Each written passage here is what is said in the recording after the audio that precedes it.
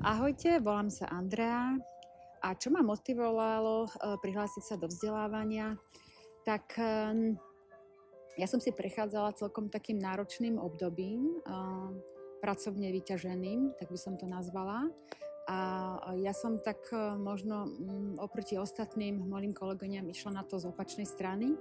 Začala som sa venovať obsahom, spirituálnym témam, vlastne duchovným literatúram. A začala som to študovať a počase jednoducho mi to chýbalo, že tam ako si nejaká časť tam nejak nezapadá.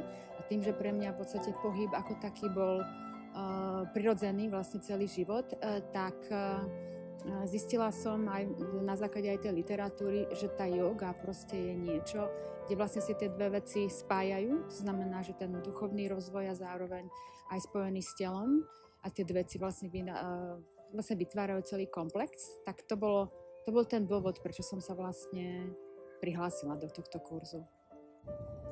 Vzdelávanie mi doposiaľ dalo, to už je asi 2 roky, toto trvá. Pomohlo mi to v podstate nájsť takú rovnováhu, taký balans, ktorý mi stále chýbal. A pomohlo mi to aj práci, to znamená, že hodne veľa to využívam, všetky tie obsahy, ktoré prechádzame, lebo nie je to naozaj len o cvičení, ale prenášam to vlastne do vzťahov, na pracovné prostredie, do rodiny, s priateľmi. Je to beh na dlhé trate, nikdy to nekončí a je to celoživotné vzdelávanie. Vzdelávanie by som určite odporúčila všetkým. A nie je to len o tom, že poviete si, že ja nebudem robiť učiteľa možno jogy, že nie je to môj možno, že cieľ, ale ono sa to vždy nejakým spôsobom začne. Všetko to, čo sa tam naučíte, je niečo, čo môžete každý deň do svojho života vlastne interpretovať.